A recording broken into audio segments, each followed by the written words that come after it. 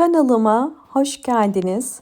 Bugün sizlere orkidelerde yaprak bakımı ve kök bakımından bahsedeceğim. Orkidelerin sağlıklı yapraklar, çiçek çıkarabilmesi ve de aynı zamanda sağlıklı kökler çıkarabilmesi yaprakların sağlıklı olmasına bağlıdır. Orkide yapraklarında bazen böcekler ya da hastalıklar olabiliyor. Bu tarz durumlarda orkidelerin gelişimi durur ve orkide yeni çiçek dalı çıkarmaz ve yeni kökler çıkarmaz ve yapraklar zaman ile canlılığını yitirir. Bir orkidenin sağlıklı olduğunu yapraklarına bakarak anlayabilirsiniz. Yapraklarınızın rengi yeşil, canlı ve parlak ise bu orkidenizin sağlıklı olduğu anlamına geliyor. Bakın sağlıklı bir orkide bu şekilde hem yeni çiçek dalları da çıkarıyor. Yapraklarına dikkatlice baktığımız zaman bakın parlaklık ve canlılık var. Yine bu orkideye baktığınız zaman çiçekleri var ve çiçekleri olduğu halde tekrardan bakın çiçek dalı çıkarmaya devam ediyor. Bu orkidenin yapraklarının ve köklerinin sağlıklı olduğu anlamına geliyor. Elimde yaprakları sararmaya başlayan bir orkide var. Yaprak sararması orkidelerde çok sık rastladığımız bir durum. Özellikle orkidelerinizde aniden yaprak sararmasının olmasının birçok nedeni var. Bakın bu orkide sağlıklı bir orkide çünkü yeni bir yaprak çıkarıyor ve kökleri de aslında sağlıklı görünüyor. Fakat görmek üzere olduğunuz gibi yapraklarında sararma var.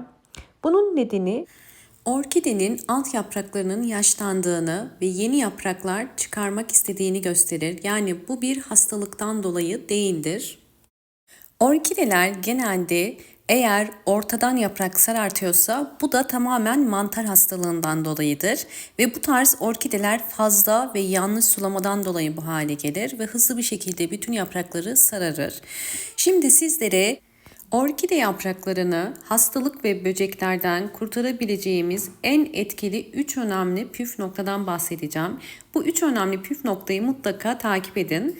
Birinci yöntemde orkide yapraklarını korumak için ihtiyacım olan sadece su, pamuk, bir tane limon, yeşil limon ya da sarı limon olabilir. Hiç fark etmez.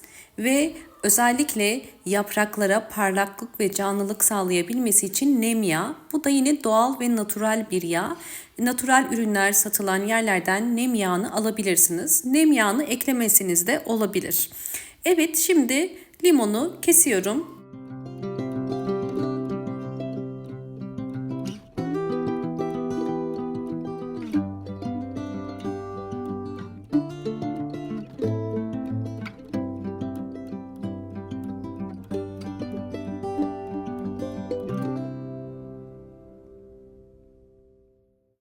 Evet, 20 damla yani 1 çay kaşığı kadar limon suyunu 200 milim suyun içerisine ekledim. Ve üzerine yine 1 çay kaşığı kadar nem yağı ekleyeceğim. Nem yağı canlılık ve parlaklık katacak. Nem yağınız yoksa sadece limon suyunu kullanabilirsiniz. Limon suyu da çok yüksek bir antioksidan özelliği ve canlılık sağlar yapraklara. İhtiyacım olan pamuk. Pamuğu bu şekilde batırıp orkidenin bütün yapraklarını sileceğiz. Evet, şimdi bu pamuğu özellikle orkide yapraklarının hem üstten hem de alttan sileceğim. Bakın gördüğünüz üzere silmeye başladığım andan itibaren yaprakta bir canlılık oluyor. Bu da içine koyduğumuz nem yağı sayesinde oluyor. Bakın orkide yaprak bakımını düzenli olarak yaptığınız zaman orkidelerinizin yaprakları canlı ve daha parlak olacaktır. Bunu bütün orkidelerime uygulayacağım. Daha rahat orkide yapraklarını silebilmek için daha geniş bir kabın içerisine koydum hazırlamış olduğum suyu. Nem yağı ve limon karışımı.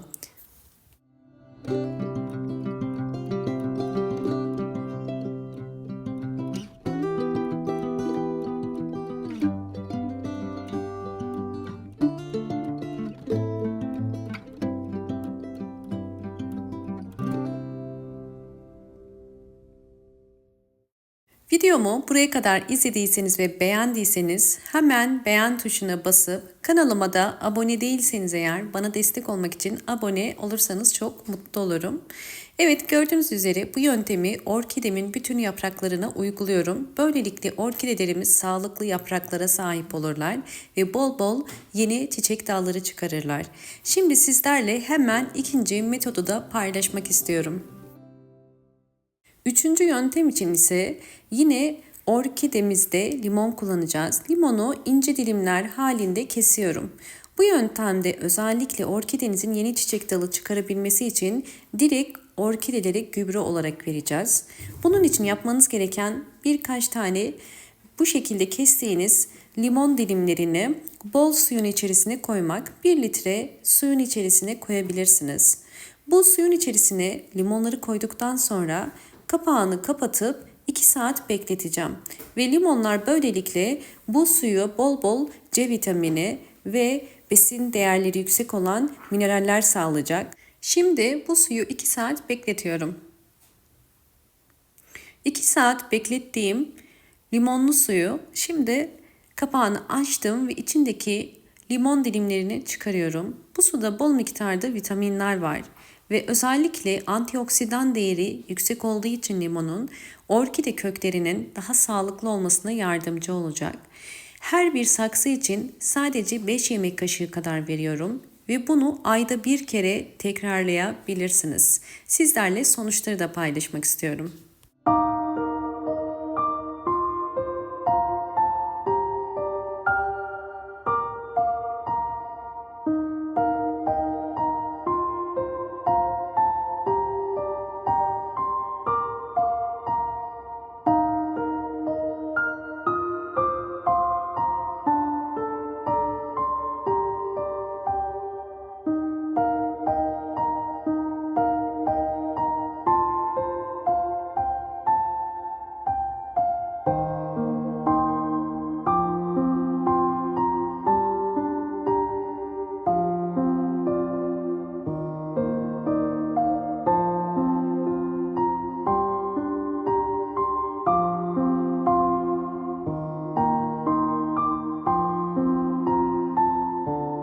Üçüncü önemli püf noktayı göstermek istiyorum. Orkide yapraklarında bu şekilde yapışkan damlacıklar varsa ve yapraklar hızlı bir şekilde yumuşamaya başlıyorsa ve gelişimi duruyorsa ya da hiçbir şekilde orkidelerin çiçek açmıyorsa mutlaka yaprak altlarını kontrol edin. Bu orkidenizde trips böceği olacağını gösterir.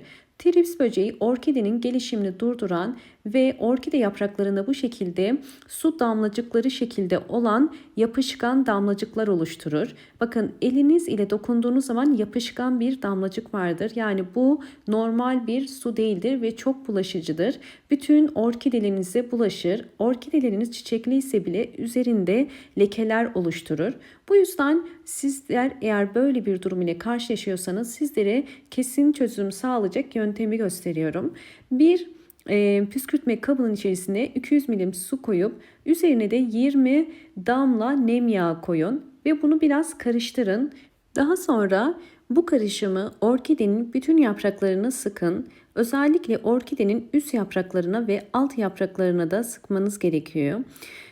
Bu kesinlikle çok önemli. Bu yöntemi orkidelerinizde haftada 2 kere yapmanız gerekiyor. Eğer orkidelerinizde trips böceği, unlu bit, kabuklu bit ya da örümcek gibi problemler varsa kesin sonuç almak için haftada 2 kere bu işlemi mutlaka uygulayın. Ve bu işlemin özellikle sonuç verdiğini gördükten sonra artık yapmanıza gerek yok. Bakın, sadece yapraklarına değil aynı zamanda bunu üst toprağa da sıkmanız gerekiyor.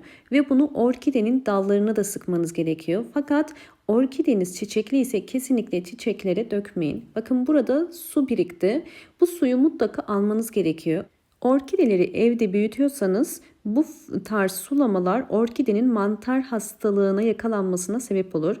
Bu yüzden mutlaka yaprak aralarına pamuk koyarak bu işlemi uygulayın. Yapmadan önce koyarsanız orkidenizi daha iyi korumuş olursunuz. Fakat orkidelerinizi sürekli dışarıda eğer besliyorsanız zaten bu işlemi yapmanıza gerek yok.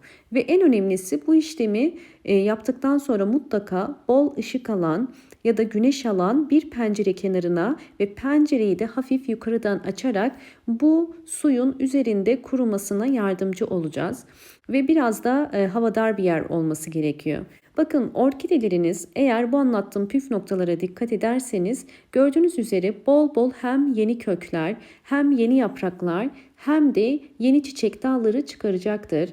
Orkideleriniz hiçbir şekilde çiçek açmıyorsa, çiçek dalı çıkarmıyorsa bu orkidenizde bir problem olduğunu gösterir. Eğer orkideniz sağlıklı değilse zaten benim anlattığım hiçbir sıvı bitki besini işe yaramaz. Bu yüzden mutlaka orkidenizin önce sağlıklı olduğuna emin olmalısınız. Bunun için de orkidenin yapraklarına bakmanız gerekiyor ve köklerine bakmanız gerekiyor. Eğer kökleri bu şekilde aktif, sağlıklı ise zaten orkideleriniz çiçek açar.